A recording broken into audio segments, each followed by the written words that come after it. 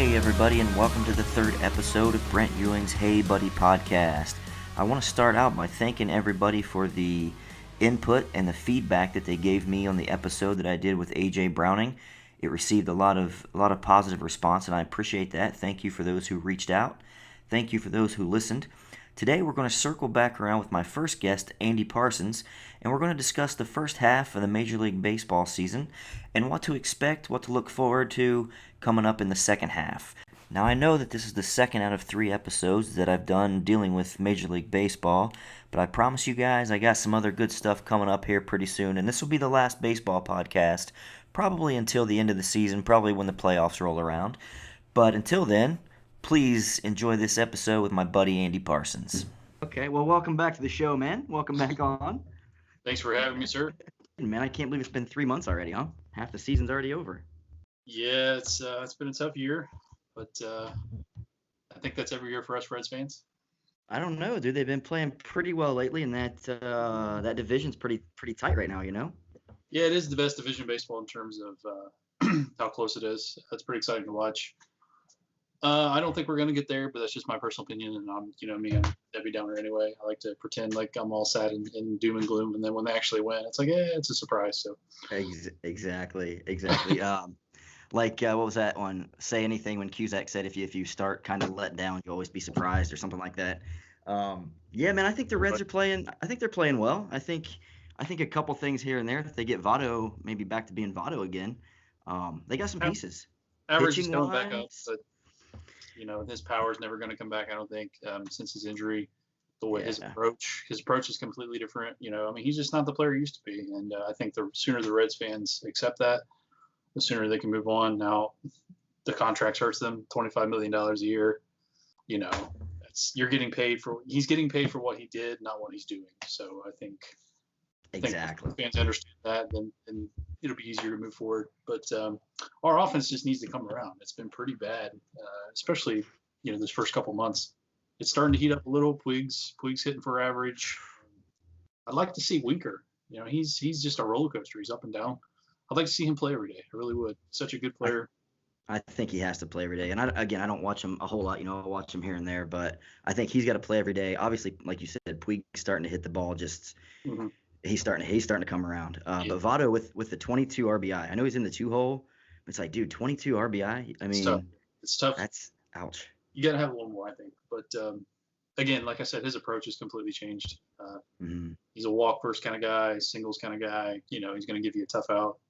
Right. But I was watching yesterday, and I can't remember what inning the game was in, but he came up with, I think, a guy on third base and 1 out, and took 3 strikes. Didn't swing the bat once, and you could tell Tom was like, you know how kind of defeatist Tom is anyway. Speaking of Winker being a roller coaster, Tom's a roller coaster, So when he's like, and Votto doesn't take the bat off his shoulders for 3 pitches. It's like, man, which is crazy for him, because usually he's at least aggressive, choking up with 2 strikes and trying to be a Punch and Judy with 2 strikes. But for him not to even swing, I'm like, he's not right now. I don't know what's up, but like I said, he's so, I wouldn't say lackadaisical, but he's so selective. He is like the pickiest hitter I've ever seen. Like, he will take pitches that you should never take with 2 strikes. And, more often than not, he's right. But, situations like that, you got to put the bat on the ball. There's right. No excuse. I agree. But I think they're 4.5 out right now? Is that 4.5. Right? They got clobbered by the Indians. But like I said, like you said, it's a close race. So, we still got 2 months of the season left. We'll see what happens. But I don't think our offense is going to – they're not going to stand up. Yeah, I don't think they're going to overcome the Cubs and the Brewers, but I think they're going to be right there close the whole year. But man, I think the Cubs are 3-6 against them. So yeah, the Reds beat the Cubs 6. Yeah. Well, you guys. The rest of the division not so much, but we play the Cubs tough. We can't beat the Pirates this year, which is kind of random. The Pirates have some players. That Josh Bell's ridiculous. I have a couple things written down to talk about him. But I was getting ready to say, dude, he's raking the ball, man. 82, I think, 82 RBI at the break, or 84 RBI at the break. I'm sorry. Yeah, he got a couple more, I think, yesterday. It was yesterday. Well, it's about an hour, hour and a half before the home run derby. So let's touch on that first, just so we don't go into the derby. I know yesterday Yelich pulled out. So the field right now is Matt Chapman versus Vladdy Jr. You got to go with that, right? I got Vladdy winning that one. I think I was watching him taking batting practice the other day, and it's hard. Like when you watch Harper take batting practice, say what you will about Harper, but when you watch that guy take batting practice, it's a different sound. It's a different feel. It's like everybody stops and like, oh my gosh, what are we? We're seeing something special. So I definitely think Vladdy beats Chapman. You got Bregman versus Peterson. What do you have in that matchup? I have to go with Peterson. The way he Yeah, me too. swings that uppercut, he's just got that Right, natural lift to the ball. right, Being a lefty too in Cleveland, I mean, the field does mhm, matter a little bit. right. A big wall out and left. Not to take anything with Bregman. I mean, that guy's having a phenomenal season. Unbelievable player. Probably the best player on the Astros right now For sure. with that team going. They're just on fire. They're an amazing team. But I'm going to go with Peterson. I just something about that guy. He's got that natural uppercut. Just a I pure. agree. I agree. That was my picks for that round. So I have Guerrero and Peterson in the second round, and first round on the other side of the bracket, you got Pete Alonso against Carlos Santana. Man, where did this Pete Alonso guy come from? Exactly right. That's I can't remember a more memorable rookie season besides Albert Pujols bursting onto the scene in 2000, 2001. Like this guy just coming out of nowhere. I I know, mean, man. ask anybody outside of New York, and you're like, who's this guy? So it's unfortunate he plays for the Mets. Is all I got to say. Yeah, he hit the Cubs up for a couple home runs already this season. He's again, man, these guys. I think we have three guys right now over 30 home runs for the year with these balls. And again, we'll touch on that stuff a little bit later too. Yeah. But I have Santana over Alonso. I think the home field advantage. I you got to pick the home dude in that situation when you really don't know. So yeah, I agree. Right. Plus Pete, Pete's a rookie coming in there. He's gonna have some jitters, just like Guerrero. But I mean, heck, Vladdy Jr. grew up around it, so I think he's gonna be a little bit more calm, collected. I think Pete will I think he'll start strong, but I think he'll fatigue out, and I think Santana will end up beating him. It's true. It is a marathon now with the way they have it set up. Right. The fourth matchup is Josh Bell, who we talked about earlier, and Ronald Acuna. What do you say Wow, there? both great players. I'm going to go with Bell. Right. He's got that just pure natural power swing. Take nothing taken away from Acuna. I think he's a great player too. And the Braves, man, talking about a surprise team. But yeah, I'm going to go with Bell in this one.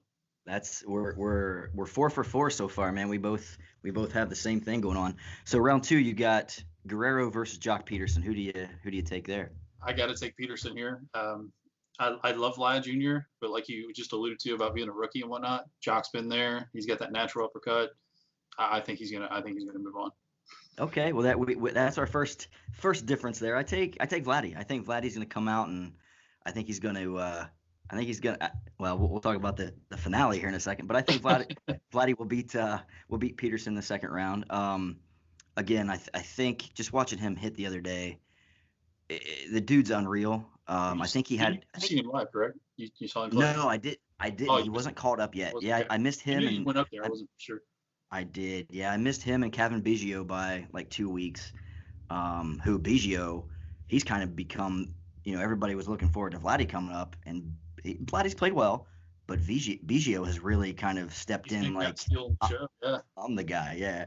So, but yeah, I think Vladdy beats Jock and goes to the finals, and I think he goes to the finals against Josh Bell. I think Bell beats Santana. Bell's just having this season that's just stupid right now. I can see that. I'm going to go with the home field guy. I think he's going to have a little extra juice. He's going to have a little extra motivation, kind of like the Todd Frazier situation. Yeah, that was the most obvious of all time, I think. Right. I'm like, Frazier's going to win this, How perfect was that? Those fans. Oh yeah. But, I'm going to go with the home field advantage guy. I think he's going to have a little extra juice in the bat. I don't think that's a bad choice at all.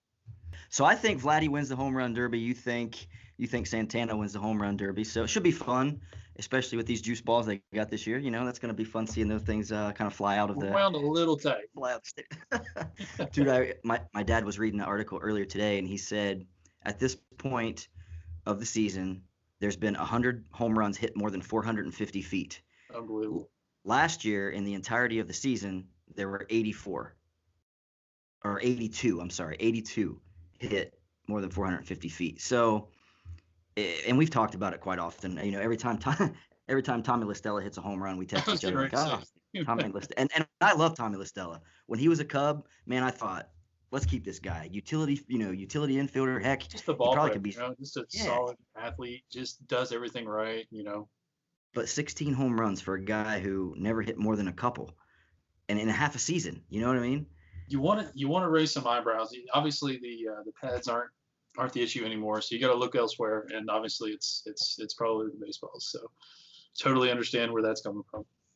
I heard a interesting study a few days ago that I hadn't heard before, and it was talking about in 2015 where there was a study of college baseballs, and I forget the exact number, but they said something like taking into account each of the balls, and they were lowering the seams.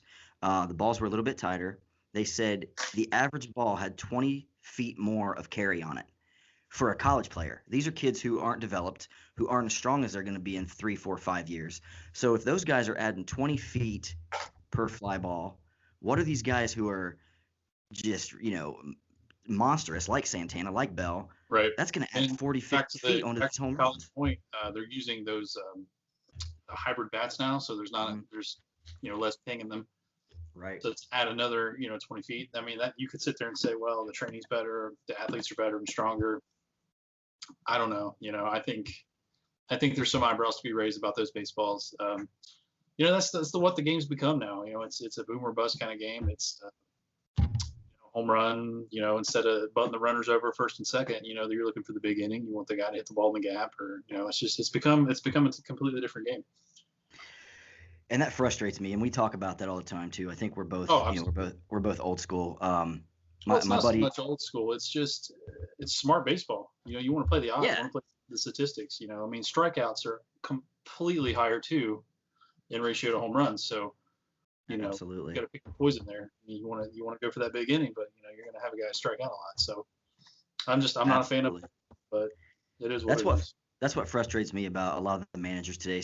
I mean, obviously, watching more of the Cubs, Joe Madden just frustrates the heck out of me when he will not bunt.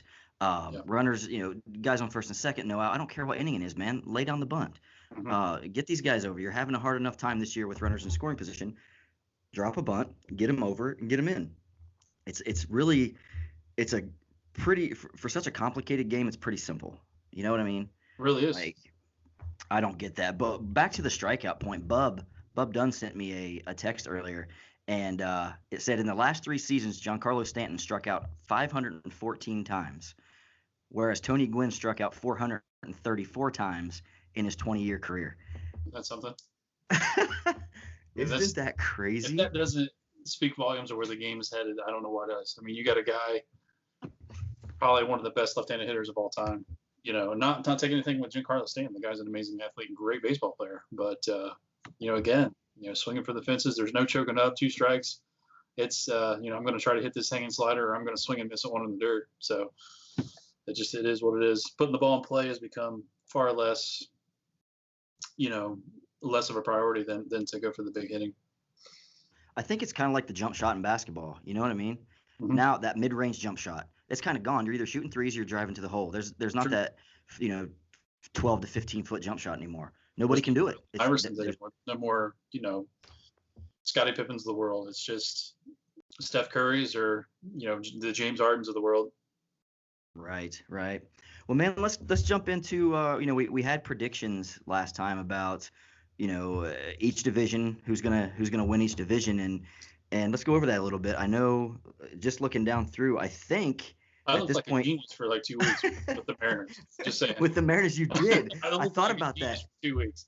When they started off the season, I'm like, how are the Mariners doing this, dude? They're playing so well, and then they just fell off. Yeah, the pitching obviously was an illusion. Their pitching was so great that first couple weeks, and then they kind of got exposed for who they were. The offense was fine. I think even trading Bruce and a few of the pieces, they were always going to hit. It was a matter of if that pitching can stand up, and obviously it did. So, man, I love Bruce too. When he came over to Philly, he really started raking the first few games, and then he's just kind of settled back in. But he's having a decent season. He is. But man, he just if it's not power, if it's not a double or a home run, man, he just I think he's hitting like 224, 224, something like that. Yeah, it's in the low twos, but he's going to a contender, if you want to call it that. The Phillies are kind of struggling a bit, but they are. They're got the pieces. They're one of those dangerous teams where they just lurk around. They can make a big run, and they got the pitching to do it. Now it sucks that Arrieta, I think he just went on the DL, if I'm not mistaken. Yeah, I was going to mention that to you. Last night I heard after the game or 2 nights ago when him and Todd Frazier had a little dust up. Did you see that? Yeah, I think so. Yeah, but Yeah, I think going Jake. I mean, he's kind of the I wouldn't say the anchor, but he's the guy. You want him on the hill, every 5 days or every 4 days or however many. So that's gonna be tough for the Phillies to overcome, I think. So we'll see what happens with those guys. And I don't know how long he's going to be out because they talked about bone spurs in the elbow. They talked about surgery. It's He was talking about. That's not something that you can just 2 weeks and you're in. You just got to see how it heals. You got to see how he reacts to when he throws, and et cetera, et cetera. So. Right. So yeah, we'll see.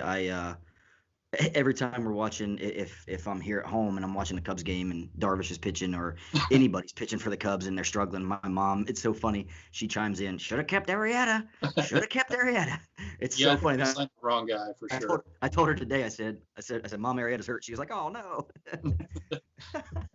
Even with him being down, I still think they signed the wrong pitcher. I think they should have ponied up and paid him a little bit. But I mean, it's neither here nor there. I'm not a GM, so what would I know? But I mean, Yu's not pitching terrible. He's really not. He's just not getting that win. I think he had 10 consecutive no decisions.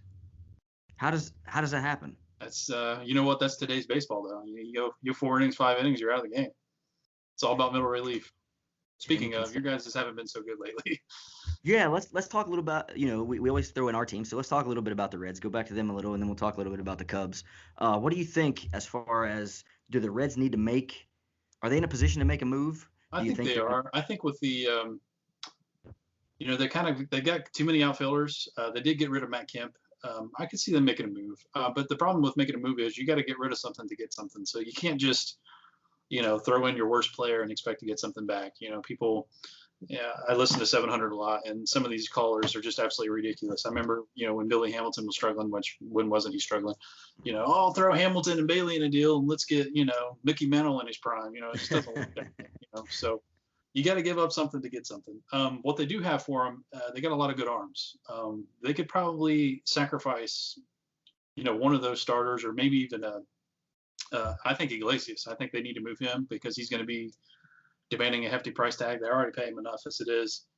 He's kind of up and down this year. He went through a stretch where he was just awful, but then he went through a stretch where he was great. So I think he's the one they really need to move because, we talked about closing too. I think that's so overrated. Not taking anything away from Rivera or any of those guys. Mm-hmm. Closing might be one of the easiest things to do in baseball. So that's where I would be looking if I were a Reds player. See if you can get something to Iglesias, maybe throw in an outfielder. Peraza, I think he's a trade piece. Iglesias, the shortstop, he's having a good season. They weren't expecting that. Is he going to sustain that kind of offense? I don't know. I don't think so. Maybe they could throw him in there for something. Right. Yeah, that's from what I've seen, the Reds, they definitely have some good pitching. The Malley kid's even been pitching pretty well lately. He had a pretty decent start a few days back. And Castillo he's been pretty amazing on the season. But that changeup, and that's one of the. I mean, if that's not Mario Soto, I don't know who is. I think if I take anybody on that team, though, I think I take Garrett. That kid's a stud, man. Every time I watch him pitch, I don't know his numbers right off the top of my head, but watching him pitch every time, dude, he's electric. He's got really almost unhittable stuff at times. It's pretty good.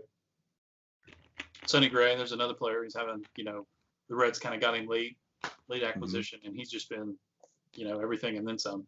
So I think he's an all-star now. I'm pretty sure he made the team. Somebody got hurt. So. Yep, he is. They added him 2 days ago. Yep. Yeah. I'm happy for that because I liked him in Oakland. And there was talks of him possibly becoming a Cub at one point. I was like, okay, well, Sonny Gray can maybe be a 3 or 4 starter. Heck, this year he probably could have been a number 1 for us. But I think he's the kind of pitcher that should be in the National League. There's certain pitchers that are made for different leagues, and I think he's one. For sure, I totally agree with that. Switching over to the Cubbies, man, they're in first place by half a game, and I don't know how. Watching them play. I think there's something like 21 and 27 in their last 48 games. Something just ridiculous. They've really struggled the last 6 weeks. I think it's a factor of 2 things. Your middle relief is horrible. Yes. And Joe Madden just tries to out-manage himself. He has this thing of not running out the same lineup. And, a lot of managers do it now. But he started that way back in Tampa Bay. For whatever reason, he just, he gets a wild hair and just wants to switch things around. I think Amor Jr. needs to play more. I do too. Absolutely. I think he's a great player. I think he's an everyday player. But your middle relief, I think you guys are going to have to make a move to get some. Now, Kimbrel, signing him definitely helps, but that's going to be towards the end of your new pen. That does slide everybody back a little bit, so that might help. But I think you need to make one big move for one pretty decent arm to get you through innings six through eight. There's been a lot of talk of maybe Sean Doolittle, which now that the Nats are kind of making a comeback in the East, I don't know if the Nats will be sellers, but if so, and they can maybe go out and get Doolittle. Here's another arm that what I've been hearing is Will Smith from Will Smith. Yep, I've heard. I think he's I think he's going to get moved. If I were the Cubs, I would jump all over that guy. Now he is a closer for the Giants. However, having a lefty coming out of the pen, hitting 6 through 8, I mean that'd be golden. Him and Kimbrel back to back, that would be pretty solid. Right. Yeah, they've definitely struggled in that role, and they've struggled getting, you and Hendricks has been hurt a little bit. But if it's not been Hamels this year, nobody can get into the 7th or 8th inning. And Hamels is on the IL now, so they definitely need a few pieces there. But I agree too with the not playing the set lineup every day. It's like, man, guys can't get comfortable. Right. You can't. There's certain guys you can do that to, but some guys you got to play every day. I mean, even with this goes back Contreras. to the Jesse Winker thing too, where he's not hitting well against lefties. Well, you got to give him a chance to hit against lefties. I think he has 26 at bats. I think something like that against left-handed pitchers. So yeah, you can't base something off of that low of a sample size. I love the way Almore Jr. plays. I think he's a great player. I do too. I think sometimes the numbers don't match the game. I mean, I know that doesn't make any sense, but that guy, you can just tell he should be an everyday player. I agree. I think if he plays a full season, he's a 265 to 275 hitter, maybe 18 home runs, 65 to 75 ribbies, but he does the little things too. I mean, he hustles. He's going to run the ground ball out. He's going to back up the throws. He's going to do all that stuff. So that's the kind of guy I want to know. Absolutely. And I think they got to start hitting with runners in scoring position. We talked about this today a little bit with Schwarber and Bryant. I think Bryant this year is in the 230s with runners in scoring position, which is actually better for him. It's probably better, yeah. He's typically a little bit lower. But Schwarber's in the leadoff hole now. He's hitting 227. He's got 18 homers and like 43 ribbies, but I don't understand why Joe keeps trotting him out in the leadoff spot. If he's not, does he have a high on base? I think he's got a 320, which is not good for an on base or a leadoff hitter. Not for a leadoff hitter. I mean, that's about average for your 6, 7, 8 hitter, but exactly. I don't know. This goes back to the whole punting thing. I mean, you got defenses basically giving you a single every single time. I mean, absolutely. They're just saying put me on first base, whether it's a single or a walk. Do it. The only way you're going to stop it is if you actually do it.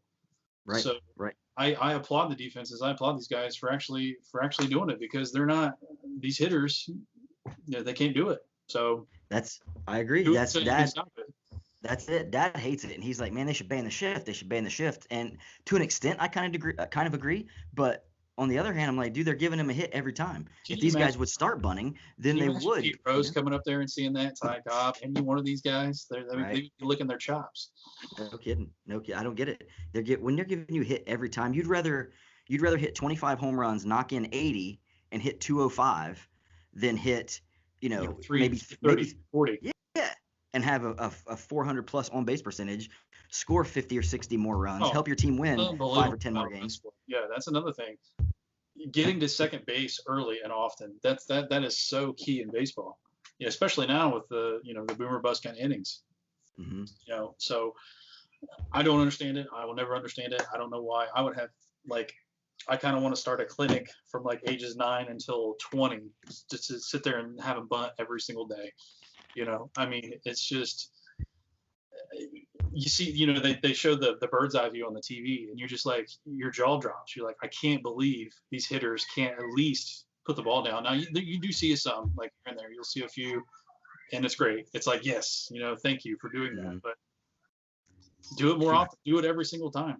Yeah, it's too far between. I saw where Matt Carpenter laid that one down a couple weeks ago and got a double out of it. Just perfect placement. It doesn't even have to be perfect placement. No, you just hit it. You hit it to the right of the pitcher and you're on. It doesn't matter where it's at.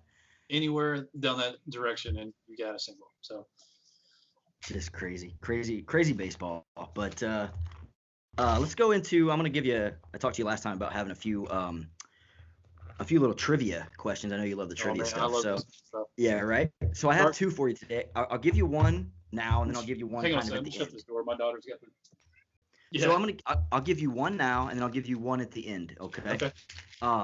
Let's see. The first one. There's Mike Trout's about to become the third active player to have 200 home runs and 200 stolen bases in his career.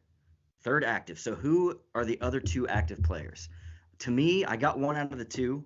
To me, one was pretty obvious. I thought the second was obvious, but I was incorrect.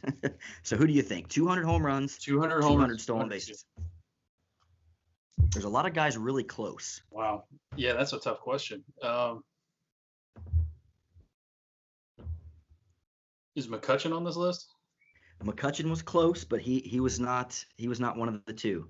I think one, once you hear it, you'll be like, oh, that makes sense. And the other will kind of be like, wow, I didn't even think of him. Give me the leagues. Okay, so right now we'll start. One's in the National League. We'll say he's in the National League Central. Wow, that's tough. Can't be Carpenter. Not Carpenter. The other's in the National League West. I think he's still out west. Yeah, he's out west. Man, that's a tough question. I'm thinking it's a Cardinal.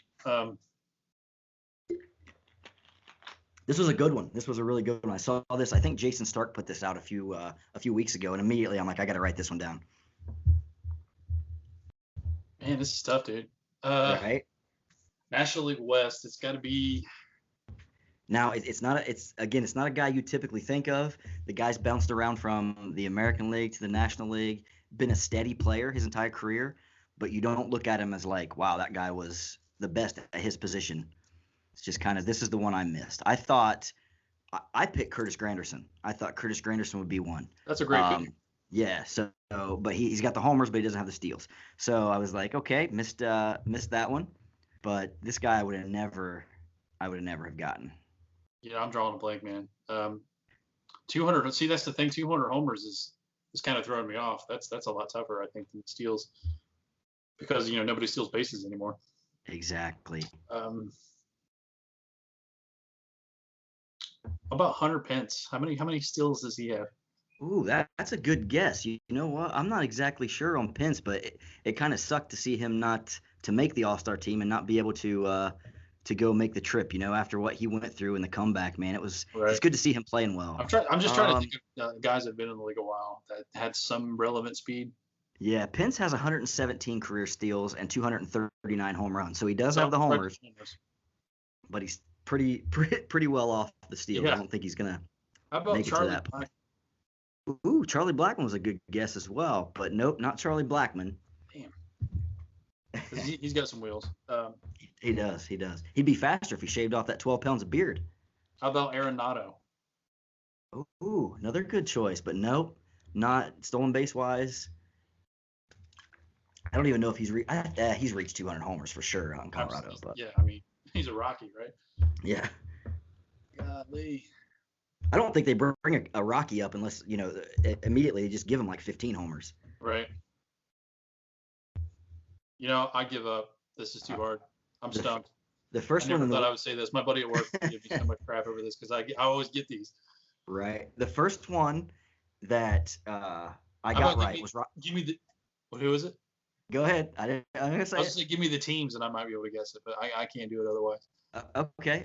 The guy out west is in San Diego, and it's not Machado, clearly, because he doesn't. That guy doesn't hustle. He's not gonna be able to steal a base. He's playing in San Diego.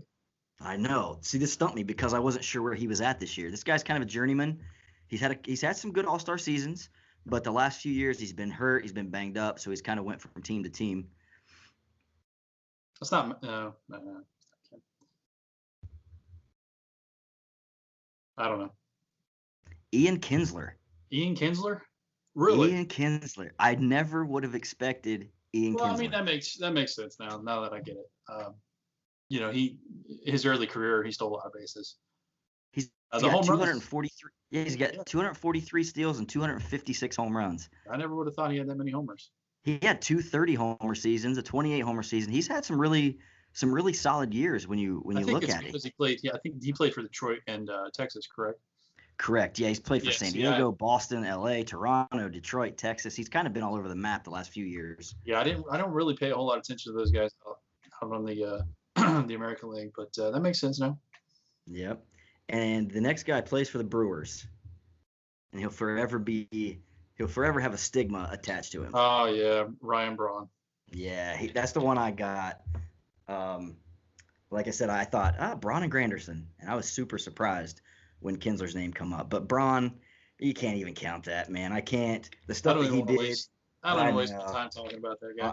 I totally agree with you. I totally agree. It's like watching Yasmani Grandal now out in L.A. hitting all these bombs, and it's like, dude, but you're a cheater, man. You got busted for it. Like when he came up with the Reds, I thought this guy's going to be a stud.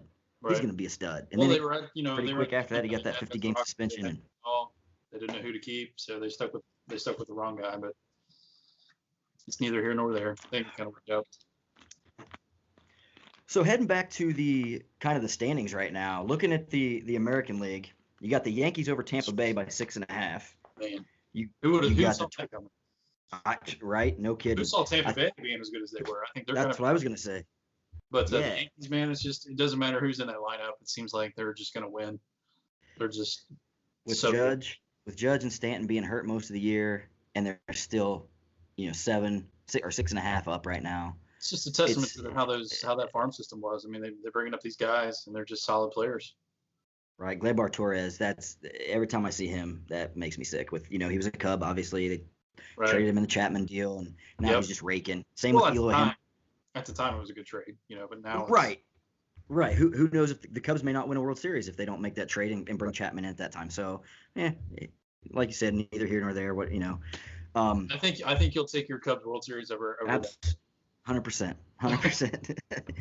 In the Central, you got the Twins 5.5 over Cleveland. Where did their power come from? I know they got. They got a couple. Gonzalez is hitting like crazy. He's been on the DL here and there, but that guy's having a phenomenal year. But they came out of nowhere, and their pitching's been good enough. They're not the greatest, but they got some pretty good arms down there. But Cleveland is. I don't know if you noticed, they won 6 in a row. They're knocking at the door. They've come back. I think they're 5.5 back now. I think they were 12.5 back like 2 weeks ago, something like that. Yeah, definitely double digits.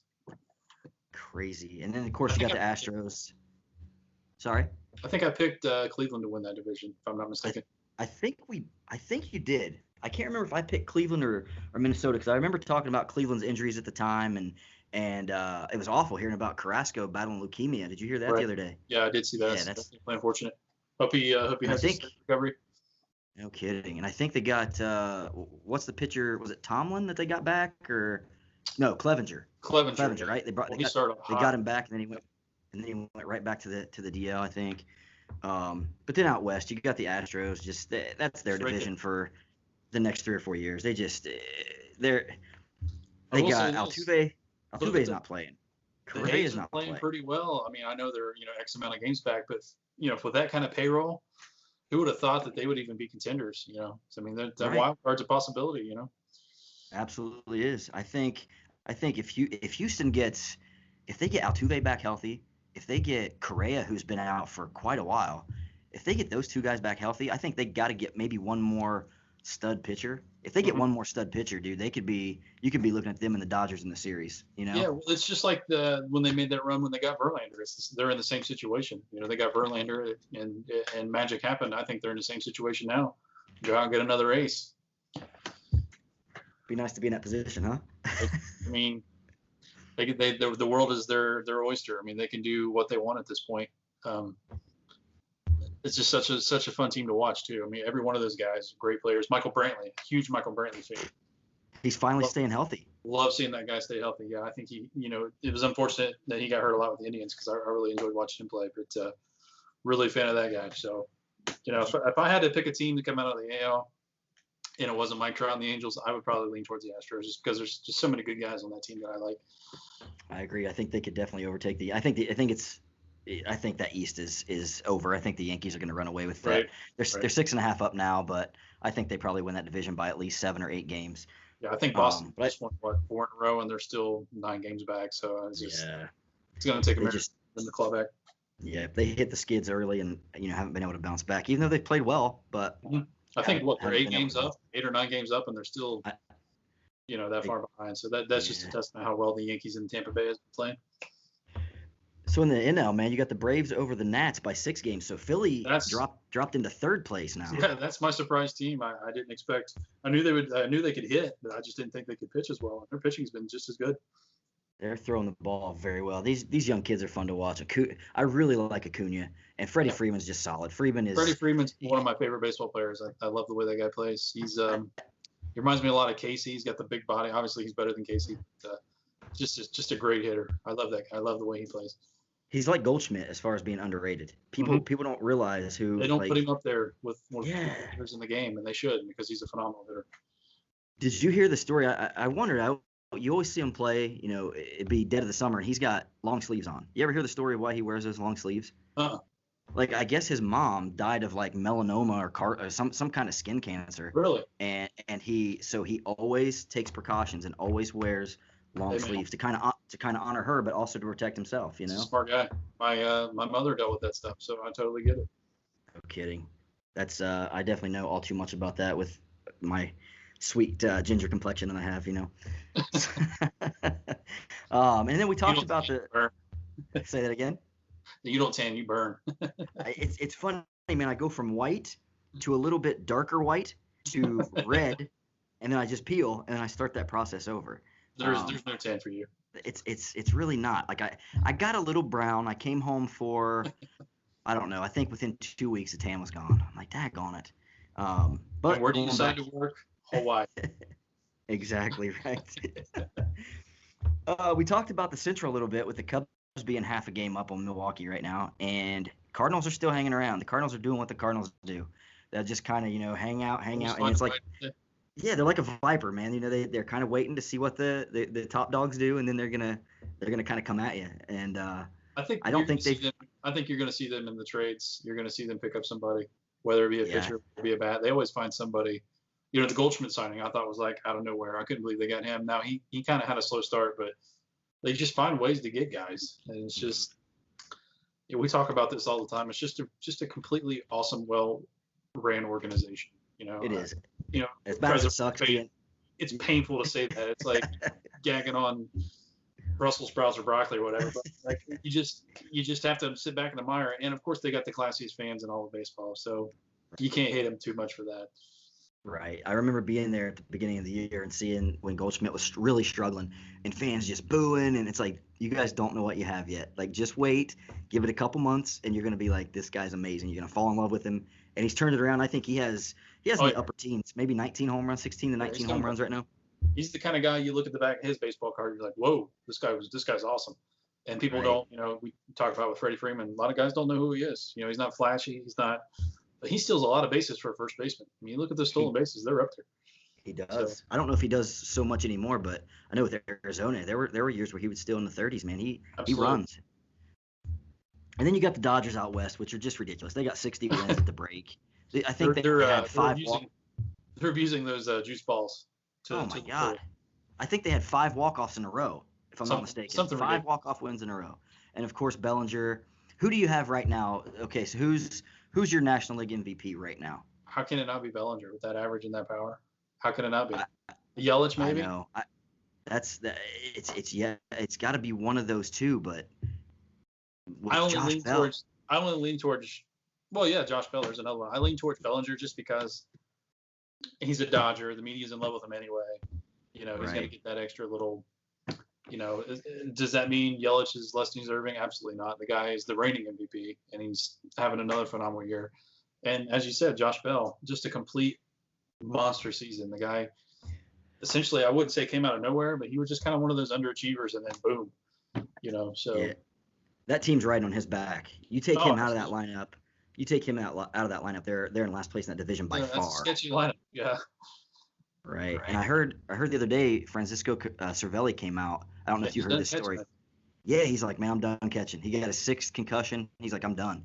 He's like, I can't live my life this way. He's like, I'm not catching anymore. I don't blame him. I try to tell people, as a former catcher, now I've never played in any of the higher levels or any of that stuff. It's no joke, man. It can get some pretty serious back there. So I totally understand where he's coming from. And 6 concussions. I mean, I don't think there's NFL players that had 6 concussions. So hopefully he won't have any more, and won't have any long-term damage and et cetera, et cetera. But yeah, I totally get it, man. I hope he excels well. Did you see the play yesterday in the Astro Angel game where the fly ball to right field and Marisnik came in and just leveled Lucroy? Did you see that? Over.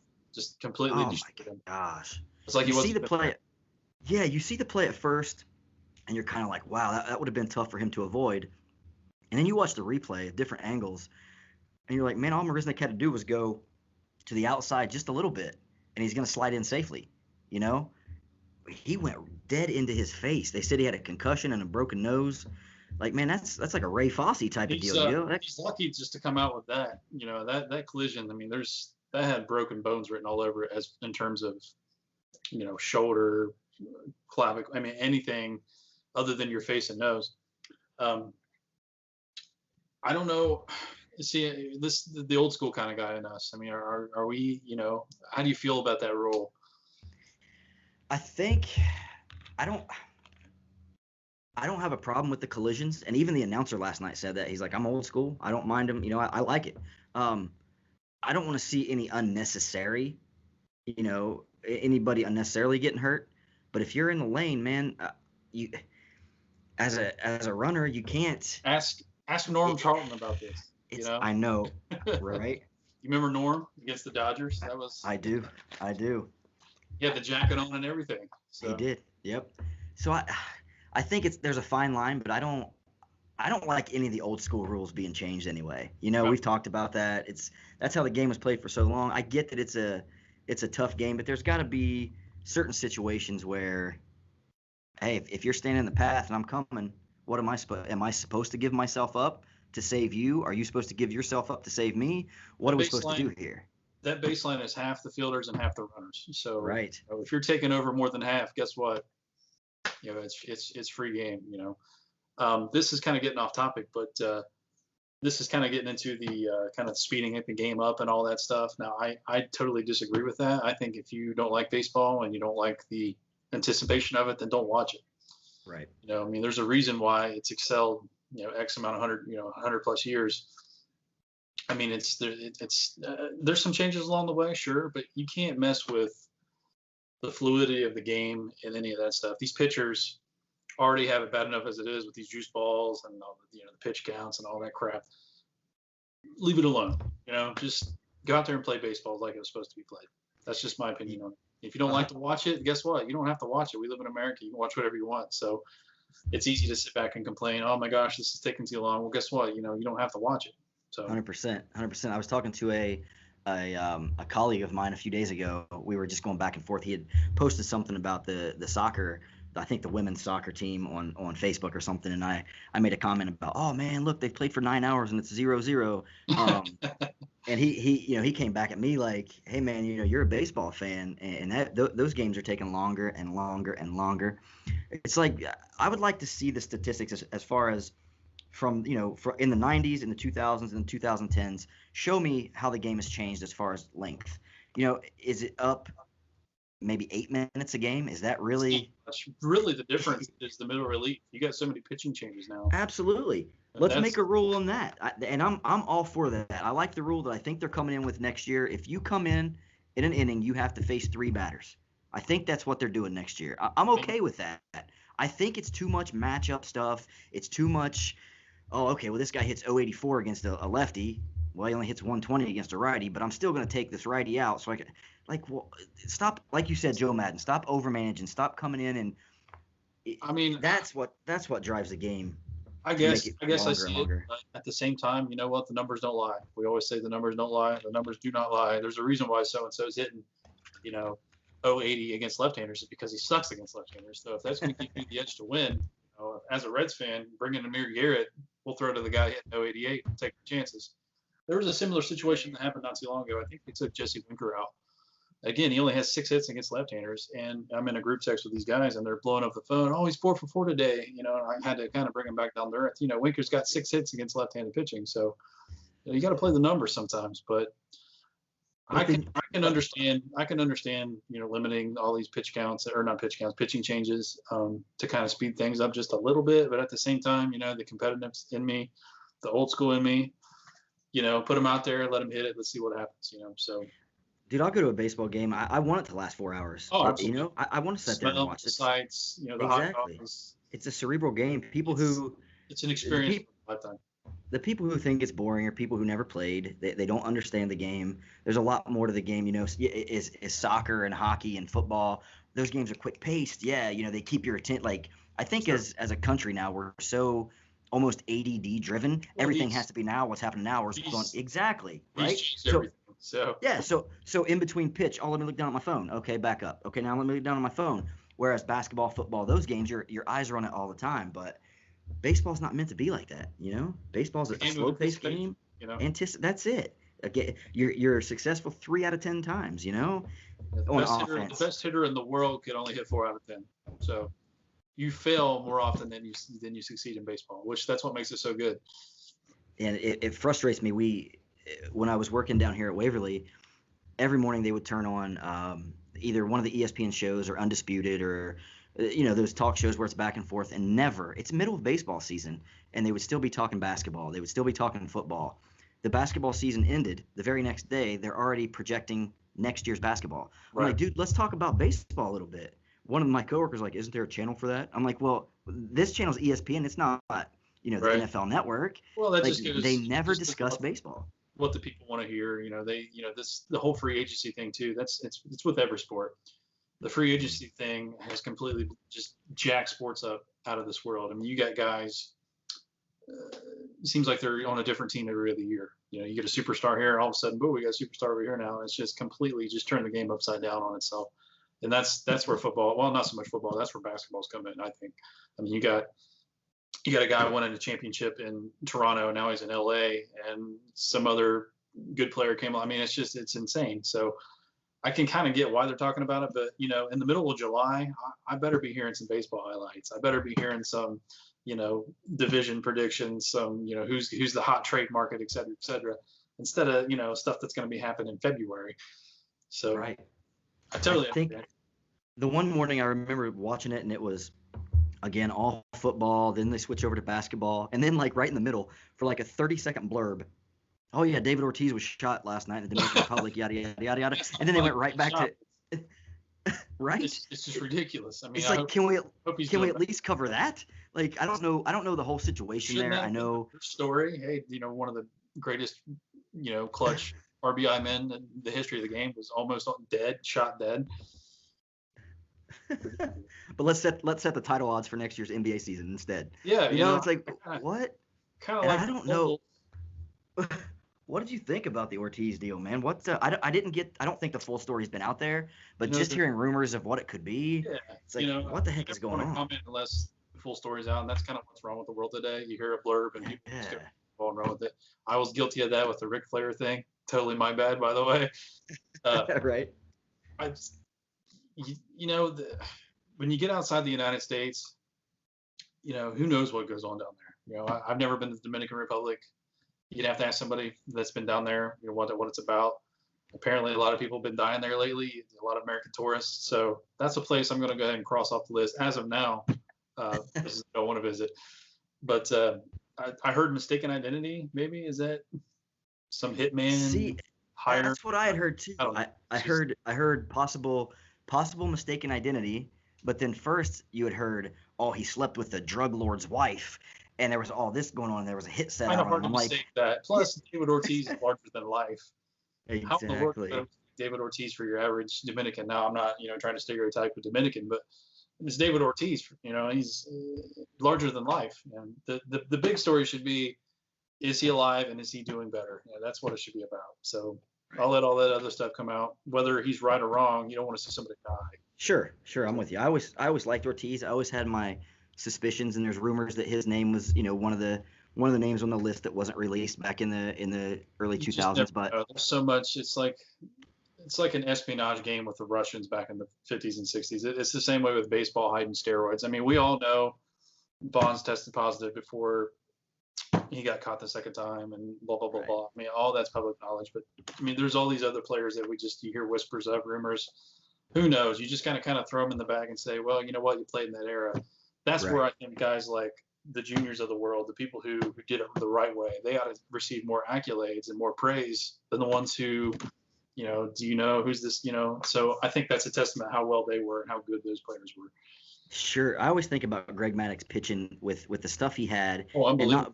not being overpowering, but pitching to guys who had a clear advantage like that. Yep. It's like what Maddux could do at 87 to 92 miles an hour, but with that crazy movement. Yeah, we've talked in the past. He got 6-8 inches outside sometimes, but not as much as Tommy. Let's not exactly. Tom Glavine got those.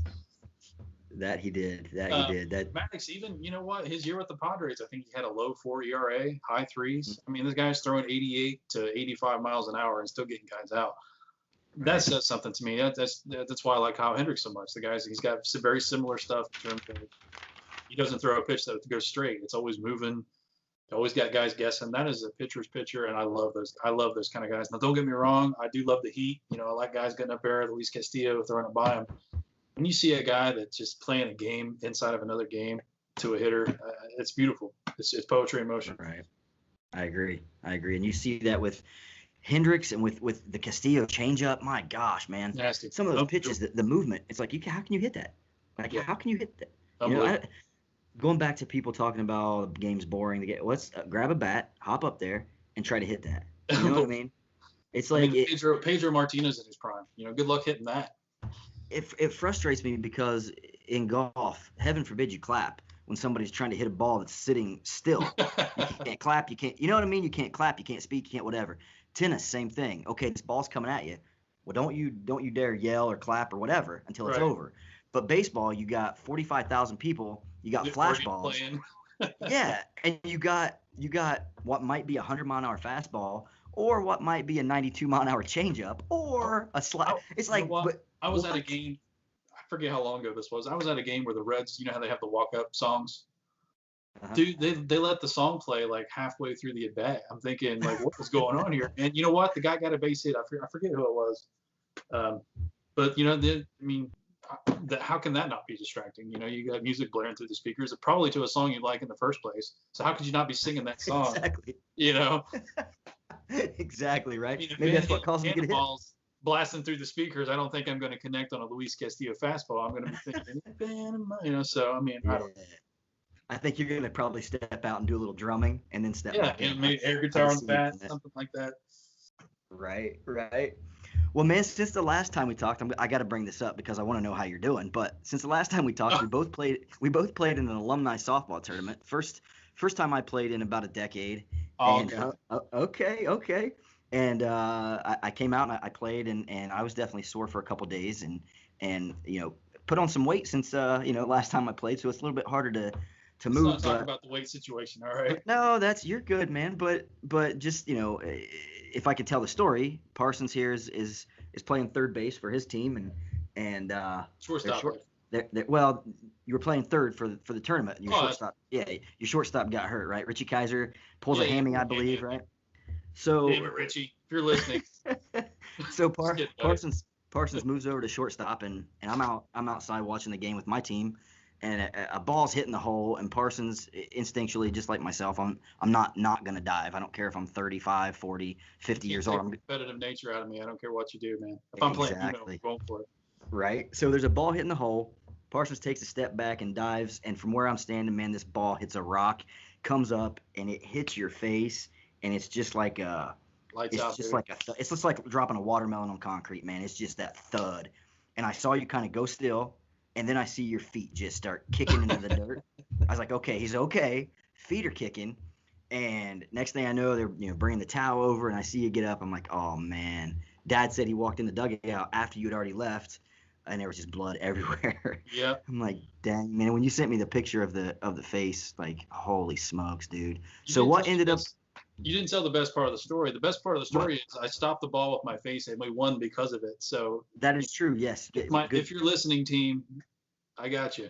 Yeah, you're welcome. So sorry about that, leaving that part out. But so what you had a broken orbital and a broken nose? Yeah, right?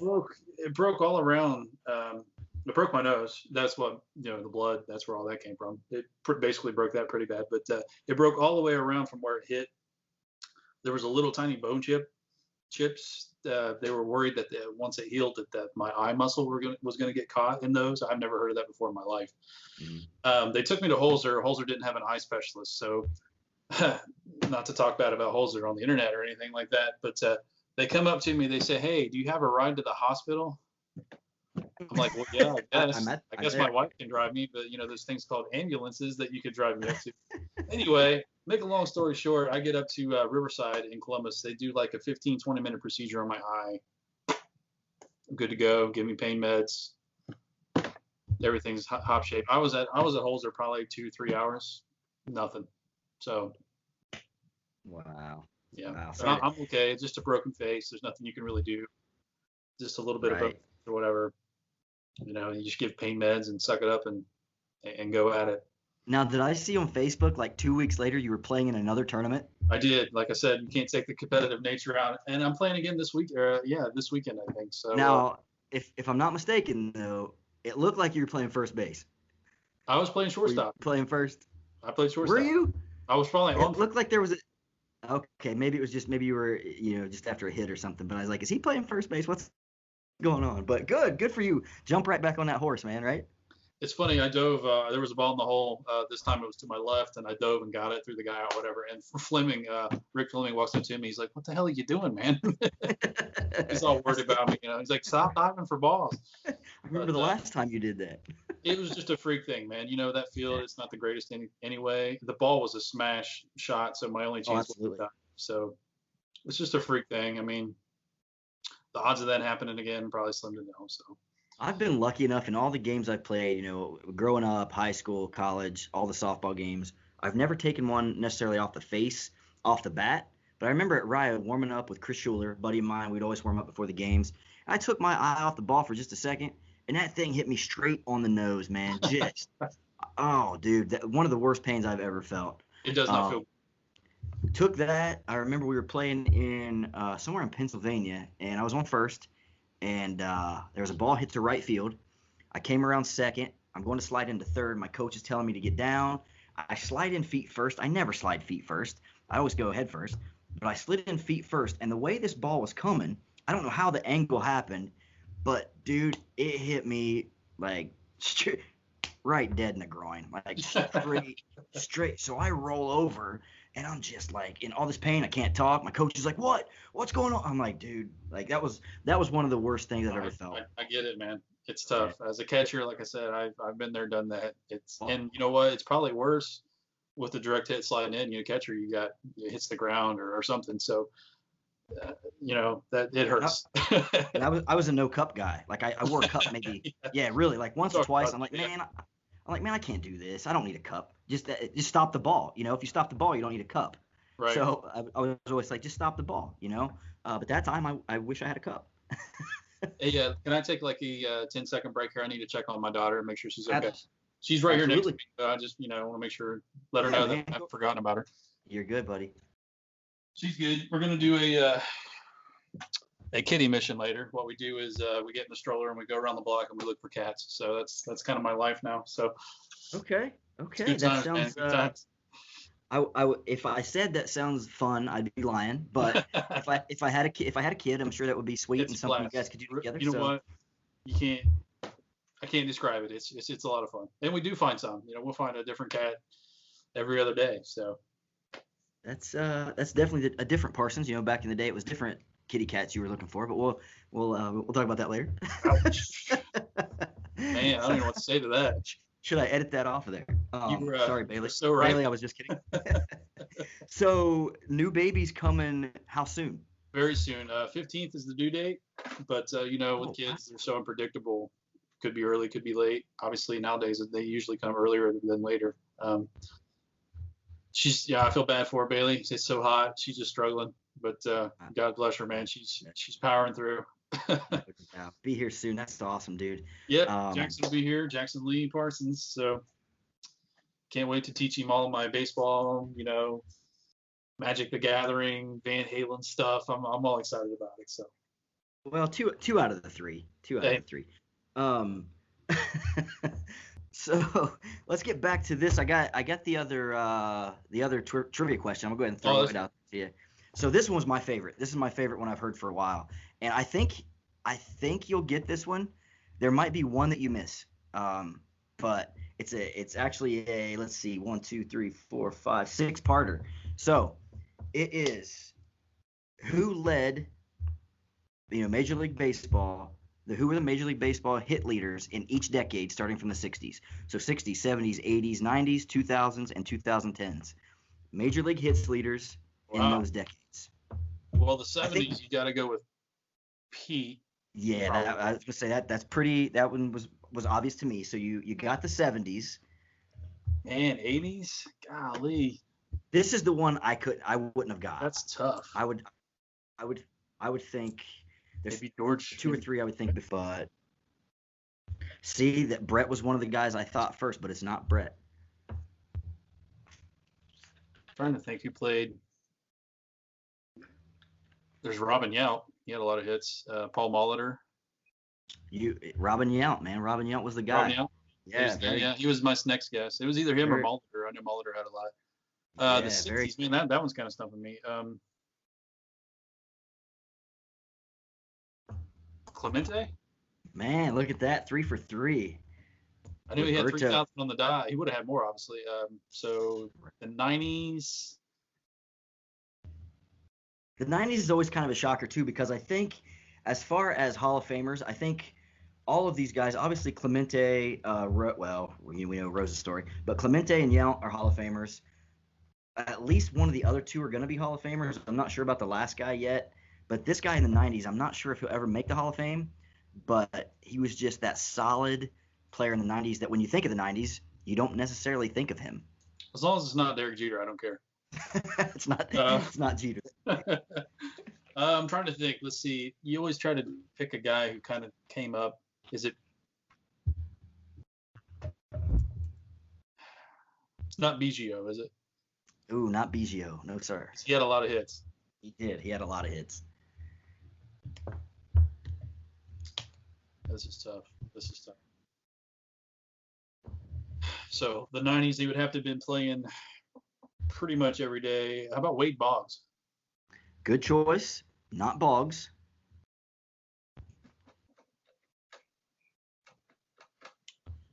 Not Ichiro. Not Ichiro. He played in 2000. Is he the 2000s guy? Ichiro is the 2000s guy. Yep. I'd say his rookie year was what, 2001, 2000, right around in there. You're right. So there's one I'm missing. Golly, the 90s. Well, you got the 90s and the 2010s. Oh, the 2010s. Okay. Yep. I didn't get the 2010s either. I wouldn't have gotten that one. I knew the 90s because I've heard it in the past, but yeah, the 2010s definitely stumped me. Man, the 90s is stumping me. I'm trying to think of all those great hitters. I thought for sure it'd be Biggio. Well, I'll give you a little bit more on this guy, right? So for a career, he had 173 home runs, which not a lot of home runs, but again, you got to think, there wasn't a lot of home runs hit, in the 90s until 98, 99 and on. But he had 1,146 RBI, 511 doubles, 2,445 hits. I mean, he had a really solid career. He hit 303 for his career, and he would have hit higher, but he stuck around a little longer than he should have, and that brought his average down a bit. But drawing a blank. All right, let's go to the 2010s then. Who do you think? 2010s, that's tricky because that seems recent, but it really wasn't. I mean, it's still going on, It's still, so it can still, this player, I'm not necessarily saying he's still playing. He could still be, but he might have retired here recently. How about Miguel Cabrera? Ooh, good choice there. It's not Miggy. How about Pujols? Not Pujols either. Those would have been probably my first 2 guesses. How about? I'll give you one more guess on this one, and then we'll go back to the 90s. I think you can pull the 90s one out.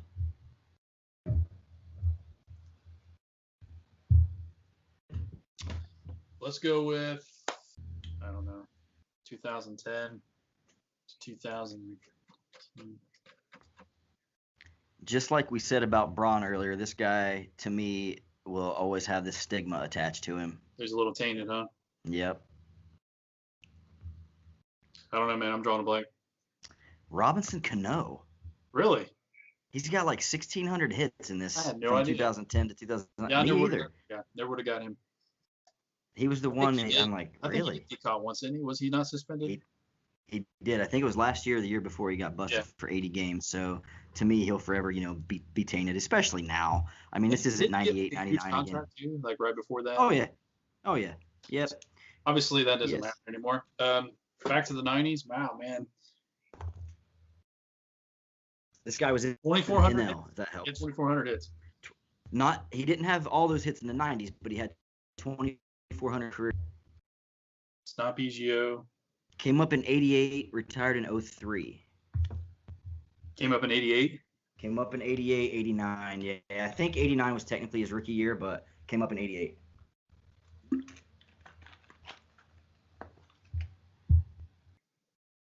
I don't know, dude. No? I thought for sure it'd be Craig Biggio. I agree. I could see that. I could put Biggio in there, but it was actually Mark Grace.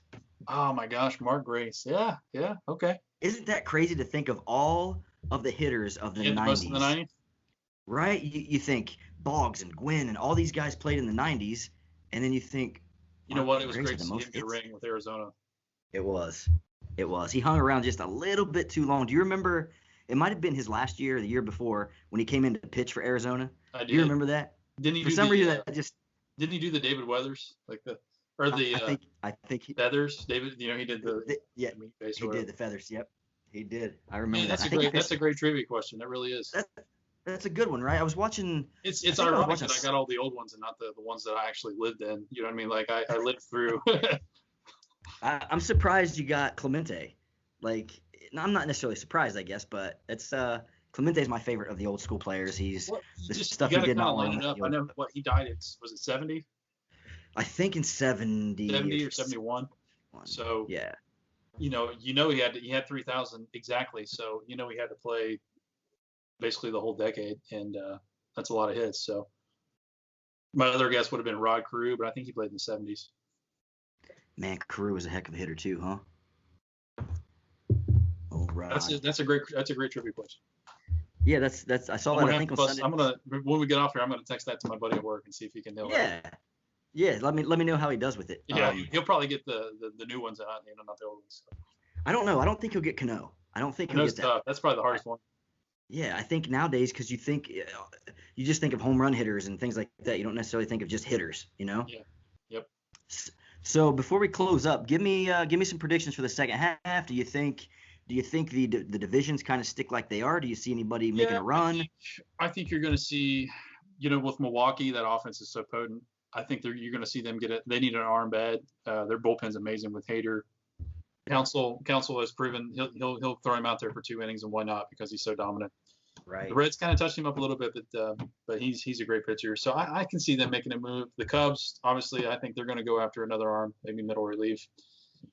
Cardinals, like you said, they're going to kind of be like the wait and see. And the Reds, who knows, man? I want to see him get another bat, but I think it starts with Iglesias. I think they need to trade him because he's going to be making too much money anyway. And as we talked about, all you Reds fans out there, you got to get rid of somebody to get somebody. So, you're going to trade Votto, trade all these players, but guess what? You got to have somebody good in that deal somewhere. So, I think at the end of the day, I really see the Cubs pulling away with it. I don't think the Brewers are going to stick around.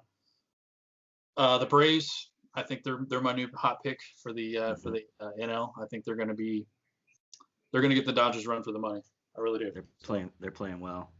For the AL, how can you not pick the Yankees and the Astros? I mean, everybody else is just, wasting time. Those two teams are so dominant top to bottom.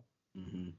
Do you think the Twins kind of stick in there? Do you think the Indians can kind of come back and overtake that division? They're definitely a feel-good story, and people in Milwaukee, if they're probably like, oh, we got the best team, and they might. Who knows? I don't know a lot about those guys because they've been so flat all these years. But how can you not pick the Yankees and the Astros? I mean, this is just pound for pound, talent for talent. Those guys are just so good. So I think it's going to come down to those two guys. Now, there's also those feel-good stories like Oakland. I mean, they're 8 games up, 500. If they make a push, that'd be sweet to see them in a playoff game. Because I love teams with low payrolls to make playoffs. I think it's the greatest thing for baseball. Right. But I just Astros and Yankees all the way in the American League. Now, we talked a little bit yesterday about what are the Reds doing with these uniforms? Why do they have a new uniform every other day? It's like, I think it's the 150th anniversary of the team. It's some sort of anniversary, so they're kind of like celebrating all this stuff. And I think it's cool, whatever. But how much money are they sinking into this as opposed to, signing a free agent or, I mean, they did do a lot this offseason. I mean, I stand corrected there, but season's passed. They're crying about payrolls, yet they're going to sink money into I don't know, whatever. It is what it is. Now, my wife, all the ladies, they love the sleeveless shirts. Oh, of course. You got Mike Orlinson and Yasiel Puig. It looks like that scene from Predator. Predator. Yep. Dude, that's so funny. I posted a thing on Facebook last night about that. Really? Somebody had posted that picture of, I think it was Dietrich and maybe Votto shaking hands like that. How can you not think of that? Right? I was like, Dylan, you son of a bee. But I like the outfits. I didn't like the sleeveless. Like, you can't go sleeveless. This isn't girl softball. This isn't a beer league softball team. It's cool. Something different. A one-time cool thing, but never do it again. You know what I mean? Yeah. But for the ladies, they loved it, and you're welcome. Who was it a couple years ago that wore shorts? Was that the White Sox? I think so. I think that's when Chris Sale tried to cut him up or something like that. Yeah. What in the world is that about? I have no idea. But you know what? It is what it is. It's I don't understand the blue in the uniform. You're the Cincinnati Reds, so I don't know what they're thinking at the time, but right, maybe America colors, which I get. You want to be patriotic, but to a point, it makes sense at least. Sure. Okay, man. Well, we'll wrap it up here in a couple minutes. Give me a crazy prediction, whether it be this guy's gonna do this, and this in the second half, or this is gonna happen in the second half. Give me something crazy, something you think. Or somebody that really struggled in first half is really going to turn it around in the second half. Give me a prediction on one or two things that you see happening. I think Luis Castillo is going to win the Cy Young. Oh. I think he's going to have an outstanding second half of the season, and I think he's just going to run away with it because ERA he's already probably the best pitcher right now. I think the Cardinals are still going to win the division, even though I just said the Cubs. There's something about that team, man. They just keep lurking around, and they're going to, for whatever reason, they're going to win 8 in a row. We're all going to lose 8 in a row, and they're going to make a wild card game, and then they're going to be playing to go to the World Series somehow. I don't know what it is about that team, but they're always freaking good, and it makes me pissed off. Worst nightmare. Cardinals are making this comeback. Cardinals announce Derek Jeter coming out of retirement to play shortstop for the Cardinals. You know what? He's going to come in. Going to win the series. He's going to score the game. Something's going to happen revolving Derek Jeter. And it's, the only thing worse is if he'd be wearing a Ohio State jersey doing it for you, I guess. Oh, man. Even though he went to Michigan. If anybody listening doesn't know, we hate Derek Jeter. So that's not going to change. He's not totally that overrated. A bad player. He was just. He was very much overrated. He was. I don't know. When you get opportunity after opportunity, yeah, you can put up some crazy numbers. But was he a great? But very average fielding shortstop. It's like, hey, let's give Derek the Gold Glove, but he wasn't better than these 9 guys. But he's Jeter. Oh, okay. They play the same 3 Jeter highlights. The one against the A's in the playoffs. Yeah. One where he dives in the stands when he really didn't have. Come on. I mean, dude, he caught every time I watch that, he caught that ball. I'm like, Dad, look, he catches the ball, he takes like 95 steps, dives in, comes out. It's like every basketball layup, So. Right. And the one in the hole where he does the jump throw, and that's the best one of the 3, I think, if you ask me. Yeah. So, anyway, Derek Jeter sucks. Now anybody who does it, it's like, oh, look, he did the Jeter. Like somebody didn't do that before him. You know what I mean? It's like, come on, guys. The best fielder I've ever seen, hands down, Juan Castro and Ozzie Guillen. Man, Ozzie Smith, you mean? Oh yeah, Ozzie Smith, Ozzie Guillen. Yeah, I was like, we're gonna have to check your credibility on this one. Let's edit that and cut that. I meant Ozzie Smith. Dude, Ozzie Smith, just a phenomenal glove. The best play I've ever seen by an infielder was when he dove up the middle when he was still with San Diego. That ball hit that rock. Everybody knows this play. Yep. I think that's the best infield play I've ever seen. I think Jim Edmonds straight ahead dive toward the wall. Layout catch was the best outfield catch I've ever seen by the best. I think that's 1 point 1.A or 1A to me. 1B is Paul O'Neill kicking the ball into the infield to the cutoff man and saving the run. That to me, that's the second greatest outfield play of all. You kind of cut up again there. Which was the second one? When Paul O'Neill kicked the ball to the cutoff man. That's 1B to me. That's pretty great. Dumbest trade in Reds history. Let's not go there. Do you think there's any Reds fans out there who still talk about Roberto Kelly? Like, man, I'm glad I got that Roberto Kelly jersey. Marty Brenneman still does because he got hit with a foul ball. And he always jokes around. He said, when Roberto Kelly hit me with that foul ball, he was traded 3 days later. So Marty shipped him out of town. Marty got him out of there. That's funny. Well, man, I have a couple. I think in the second half, I think now that Miguel Cabrera knows what's going on with his legs and knows that he's going to be a full-time DH probably for the rest of his career, I think we're going to see him come back. I mean, he's had a good first half. Power numbers are down. Power, yeah. But he can't use his legs, man. So he's hitting over 300. He's got 5 bombs, and I think he's got 34, 35 RBI, which isn't great. But he plays for Detroit. Nobody's getting on base. It's more than I think second half, I think he ends up with close to 20 bombs, 75 to 90 ribbies, and he hits over 300 because he's Miguel Cabrera. He's a legend, just a fantastic player. You might lose your legs, but he doesn't lose his eye. He's still got a great eye for the ball. So I hate to see him having to concede and just be a full-time DH, but I think he talked about that too. He said that he loves playing first base, so it's tough. But you know what? Age catches us all. Remember when he came up as a kind of a slender third baseman, and then over the years, he got a little chunkier and a little moved it over to first, and he's so much fun. And alcohol kind of got to him eventually. Dude, get on the internet sometime if you've never done it, which I'm sure you have. But just type in Miguel Cabrera videos. Like, the dude always has fun. He's always goofing around. Oh, he's one of my favorite players by far, hands down. He's just a phenomenal baseball player, phenomenal hitter.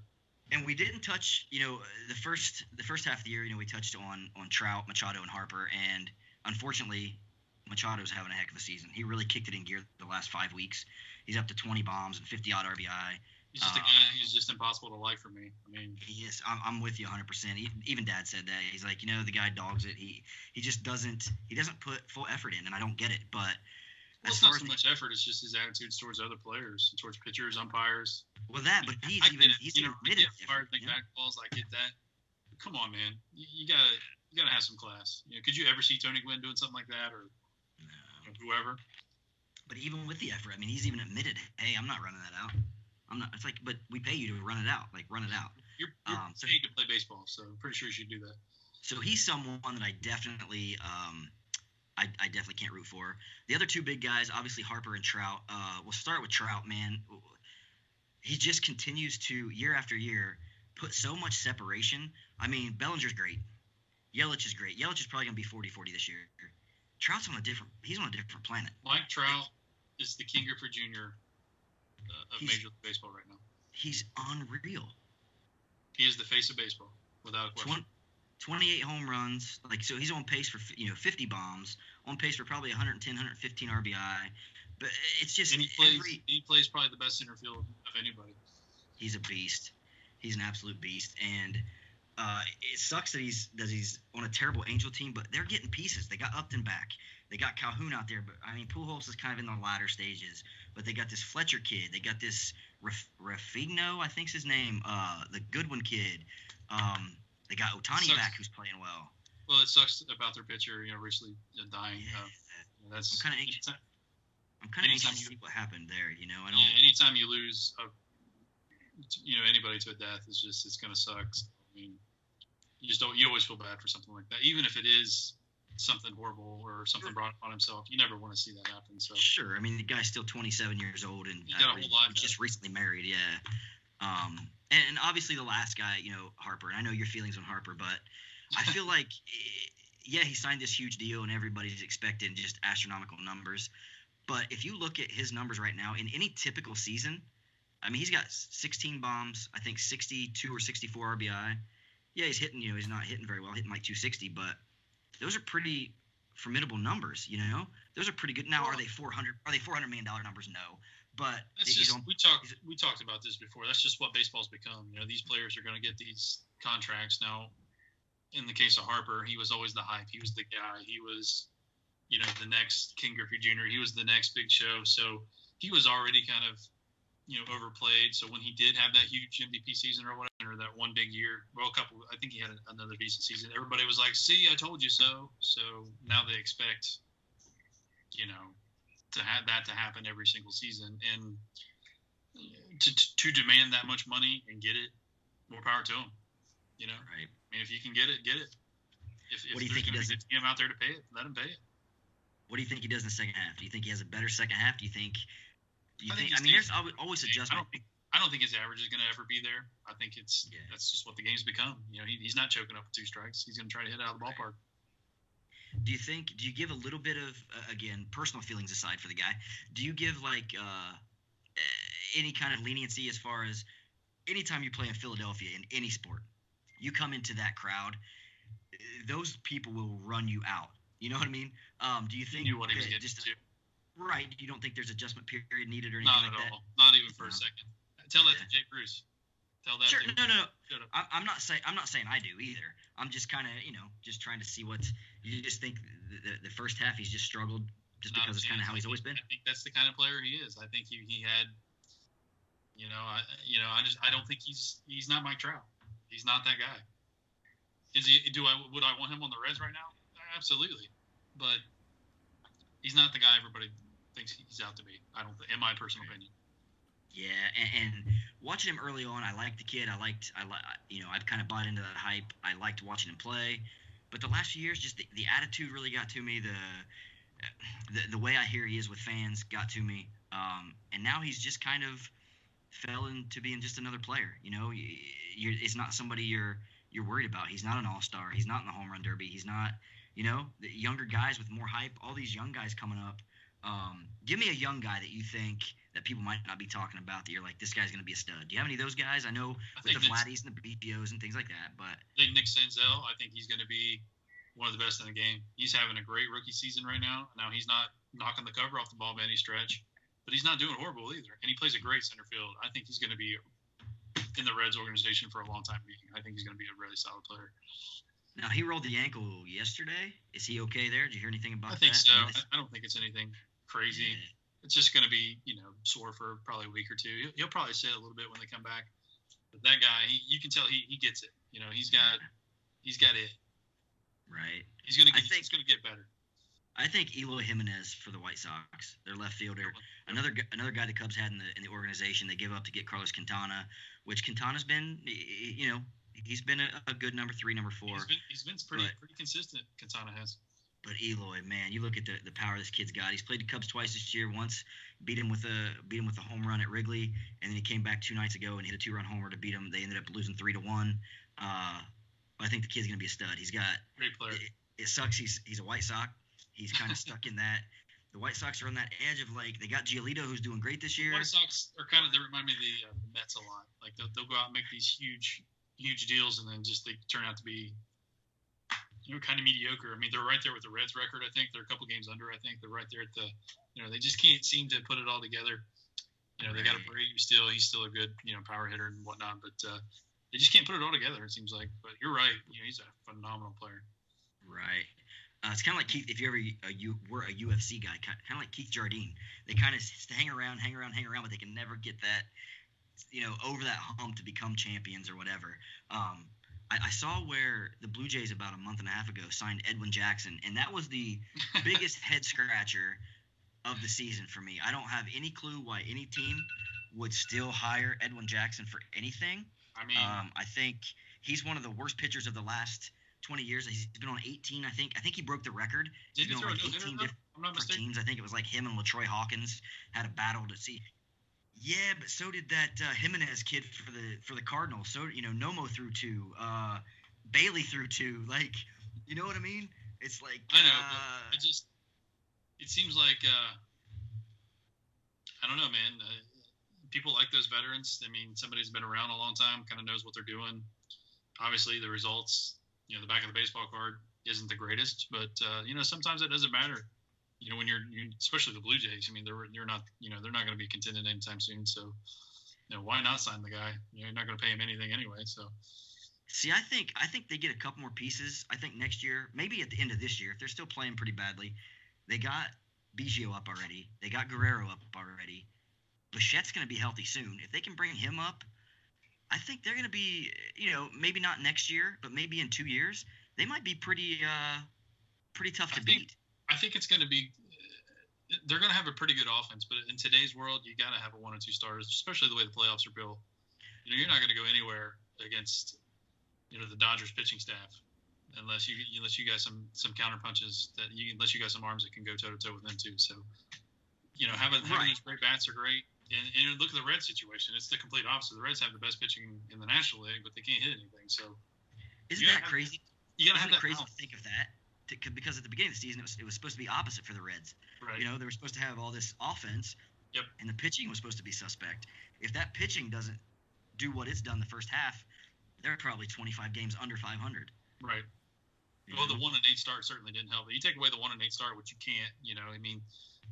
They're right there in first place with the Cubs or the Brewers.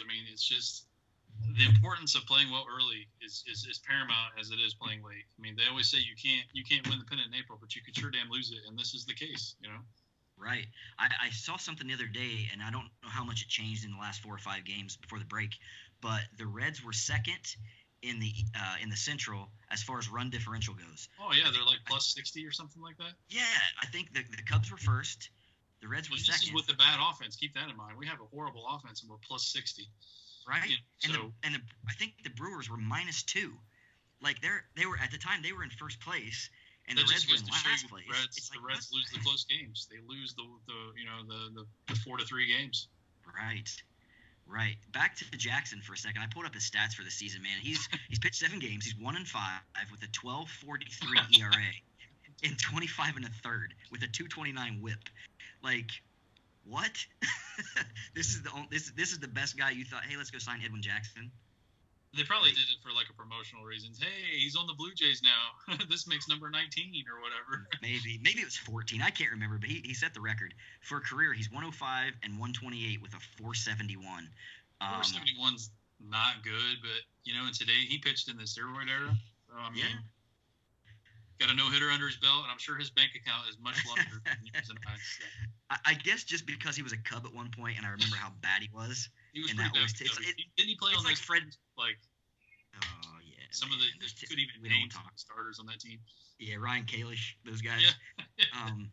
It's kind of like Fred McGriff. He's always going to be a lazy dude to me because I just see him playing first base in Chicago and just not hustling after anything. Just the laziest player I can remember seeing. He did have a sweet swing though with that follow through. He did. He looked good. That little flip with that was cool. Yeah, it was like an uppercut and then a little helicopter afterwards. Yeah, like he did a little spinny. I don't know what it was, but it was cool. Now I hated it because he played for the Braves all those years, but. Right. All right, man. Well, anything you want to throw in about the first half of the season? Anything you saw that surprised you? Anything that you're looking forward to as far as the second half? I always look forward to the trade stuff. Like coming into this season, the Reds made all those moves and did all those deals, which we still haven't seen Alex Wood this year. Which I think that's another more reason to get rid of an arm because he comes back healthy. You're gonna have 6 guys that can go out there and pitch every day. So you're gonna kind of have a backlog. So it'll be interesting to see what they do at the trade deadline. It'll be interesting to see do what everybody does at the trade line. I think it's one of the best times for baseball to see who can pick up who makes the big deal. All these players to be named later in a few years end up showing up to be something great. I remember the Reds picking up, Brandon Phillips, Sean Casey, players like that just why did they trade so and so, and then they get these guys. It'll be interesting to see who shows up and who doesn't. I agree. I'm anxious to see what the Cubs what they're going to do. I think go ahead if you can get something out of Schwarber. Go ahead and do it. Get somebody else in there. Schwarber's got to go to the American League where he can DH. He's not played a bad left field, but I think he's kind of proved that he's a 220 hitter. That's what he is. He's kind of. If you're Boston, how are you not salivating over that guy? Just letting him hit it off the monster every pitch, Yeah, throw something at the Cubs. Anybody. I'd love to see the Cubs go out and try to get one more big arm. Or they got to do something at second. They brought up that Robel Garcia kid who came up with like the Indians in 2010 was out of the league playing in Italy for the last 5 years, and the kid's been raking in the minors right now. He's got 21 homers and 57 ribbies in the minors this year. That's the juice balls for you.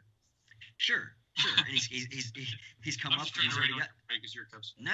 No, dude. I mean, there's nothing you can do. You know, they all got to hit the same one. So I'm hoping they change it. I'm hoping they go back to the regular, those regular balls, raise those seams again. But and not to get too far tangent, but the College World Series. Remember the balls in the dirt, right back to the pitcher.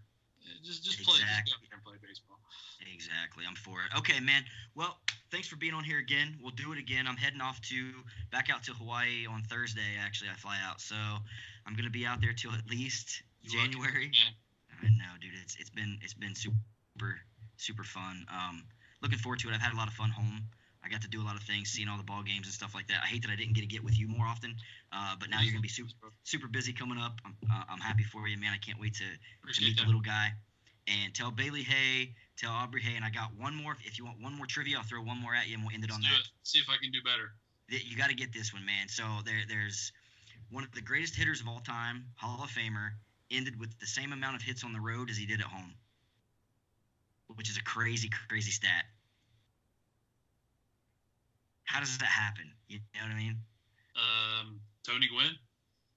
Not Tony Gwynn. I'll give you 3 guesses. So Tony Gwynn, not Tony Gwynn. He's out. It's lefty. What era? Oh, geez, he played in the 50s. I mean, I don't think so.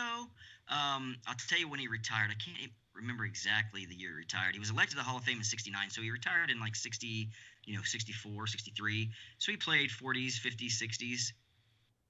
Ted Williams? Not Williams. Close, though. Probably one of the most overlooked. Because to me, Williams is probably the greatest hitter of all time. But this guy might be the 3rd or 4th best hitter ever. Some say he is the man. Why am I drawing a blank here? Retired in 69? Was elected in 69. Oh, so he retired earlier than that. Retired in 63. Again, just to reiterate, some say he is the man.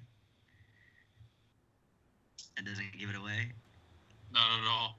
Stan the man. Oh, Stan man. Yeah, okay, yeah. How crazy is the stat? I thought he was a switch hitter. See, that's my bad. For some reason, I thought he was a switch hitter. How crazy of a stat is that? It's pretty weird. How does it end up like Clemente with 3,000 hits? How do you end up? That's why baseball is the greatest game of all time, man. You get weird little quips and stats like that. You get things you'd be watching baseball for 30 plus years and see something you've never seen. And that's kind of cool how it was with stats. How fun is it? How fun would it be to have Tim Kurkjian's job? Do you see how giddy he is? He geeks out on that every single day. Oh man, I mean, I can't hardly watch Sunday Night Baseball because of Jessica Mendoza and A-Rod. I think they're terrible. But when Kurkjian comes on there, dude, he's just giddy about everything. Everything is still so much fun to him all these years later, and he's been covering ball for 40, 50 years. He's probably the best right now in terms of him and Gomez. So good. Him, Gomez, Jason Stark's really good. Mm-hmm. Is it Tom Van Haren, I think? All those guys are really, really good. Carl Ravitch has to be the best. Voice, absolutely. Ravitch is the best. He's not one of the best there is. Yeah, I agree. You have so many guys again with the A-Rods and the other chick, and she's okay. She does, but I just think she's bad. It's just I think she's. I think they don't gel well. Exactly. I think A-Rod's awful. I think Jessica's pretty good. Not that chick. I guess I shouldn't have called her that chick, but you know what I mean. I think she's okay. But I miss the old days, and I really liked Joe Morgan and John Miller. John Miller. I was going to say John Miller. He was my favorite. I remember those old Reds Dodgers games that I would hear, and John Miller would be on there. It was just so cool. Right? Where he would overpronunciate every Hispanic name that he could. Yeah. Mendoza. He would just. Right? But that's kind of like when Al Michaels is gone from, when he passes away one of these days, and you hear Monday Night Football, and it's not going to be the same. It's always going to be Al Michaels. Yeah, him and Matt were great together, and Madden and Pat Summerall were really good together too. I love Summerall's voice, man. He had a great voice, but All right, man. Again, thanks for coming back on. Thanks for Appreciate it, listening brother. to my second one as well that I did with AJ. Oh, I loved it. appreciate Great. You the guys did great. feedback on that. If you talk to him, tell him I said he did good too. So I appreciate it. And I will talk with you soon. Again, tell everybody hello. But I'll be in touch pretty soon, man. Okay. Godspeed in Hawaii, my man. All right, partner. I'll see you later. See you, brother. Bye. All right, guys, there you have it. My third episode, second with Andy Parsons, recapping the first half of the MLB season. A couple corrections there when we were talking about sportscasters and columnists that we like. I mentioned Tom Van Haren. I meant Tom Verducci. Tom Van Haren's actually a Michigan Wolverine beat writer, I believe. But Tom Verducci, he does a great job. Just want to make sure to throw his name in there. And looking back with what we talked about, I know this is recorded about 2 weeks ago now, and the All-Star game has come and went, and the Home Run Derby come and went, and first touching on the Home Run Derby, wow, it's just crazy how juiced these balls are and how these balls are flying out. But the Jock Peterson, Vladdy Guerrero Jr. Face-off was, to me, that was the whole highlight. That was the championship right there. That was amazing. To see Vladdy finally outlast him in the three swing playoff, 40-39 was crazy. And then, of course, Vladdy goes on to face Pete Alonso in the finals, and he gets beat. I don't like the setup. I don't like how it's broken down into the categories it is now. I mean, Vladdy hit 34 more than Pete did, and Vladdy loses. So that's kind of crazy. That's kind of whack. I don't buy into that. I'm not a huge Pete Alonso guy right now. The kid's got power, but I guess I just haven't seen enough of him to make me a fan or not. But him winning the Home Run Derby was kind of pretty anticlimactic after Vladdy did what he did. But anyway, then you go into the All-Star game, kind of boring. Nobody really stood out this year. I know the hometown kid Bieber won the MVP, took home the MVP award for the Indians, that was cool, but kind of boring. Charlie Blackmon and Joey Gallo hit bombs for the their respective leagues, and I know Alonso came up with a hit, knocked in a couple runs. Go back and watch that. Not sure that should have been a hit. That ball should have been a play should have been made on that ball, but. Anyway, the game came and went, and it's another midsummer classic. It's always fun to sit and watch the MLB, the Home Run Derby, the celebrity softball game is always fun, even though they don't get the big name celebrities like they used to. It's still fun to watch, and it'll always kind of hold a special place for me. But first half of the season is over. We're down the home stretch now. We got about 60 some odd games left, depending on which team you're watching, but. This week, the trade deadline's coming up, so we should see some pretty exciting moves. Some teams are, to that point where are they going to be buyers? Are they going to be sellers? Clearly, my guys, the Cubs, they got to go out and hopefully get an arm and maybe a bat. I'd love to see Whit Merrifield come in and possibly one more arm, but we'll see how that goes. We'll see.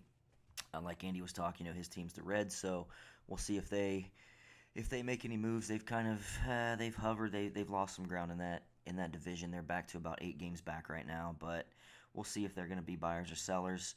And then you always got guys like the Yankees and the Red Sox and teams like that with the big money to possibly make a big move here or there. But it should be interesting. Again, we're down to the final 62, 63 games of the season. Hopefully my Cubbies can keep the lead in the Central. That race is still super tight. I think they're up maybe 3 games right now, but they got some bullpen issues they really got to shore up. But other than that, I think my predictions for the season are rolling right along. Philly, I think the Phillies are kind of underachieving. I don't know what's going on with their pitching staff. I know Arrieta's been hurt a little bit. Some issues with the elbow. Ben Harper, he's I think he's going to have a better second half, but he's not really, put together those monster numbers that I guess everybody was expecting coming into that lineup. The Twins have been the kind of the team that's took me by surprise. They're playing really well. I think they're gonna hold on to win that division simply because of the injuries and such that the Indians have dealt with. Of course, you got the Astros, Dodgers, Yankees leading their divisions, the Braves leading the NL East. Tell you what though, the NL West, man, the Giants are playing well. They've won. They've put together quite a streak here lately, and they're only a couple games back in that division right now. So, well, not that division, in that wild card, because the Dodgers are just running away with that division. But they're a couple games back from the wild card, and I know early on they were talking about possibly Madison Bumgarner being on the move. But with them making this run, I guess we'll see if they hold pat and try to make a run for it, or if they say, we're going to go ahead and deal now and see what we can get. But should be an interesting last couple months of the season. And thanks again for listening to this third episode. I know 2 out of the 3 episodes have been about baseball, but I got some other stuff in store here pretty soon. Obviously, baseball being my first love, I'm gonna always want to talk about it, but got a couple other things in store here pretty soon, and hope to be back with you with a new podcast within the next couple weeks. And again, until next time, thanks for listening to the Hey Buddy podcast.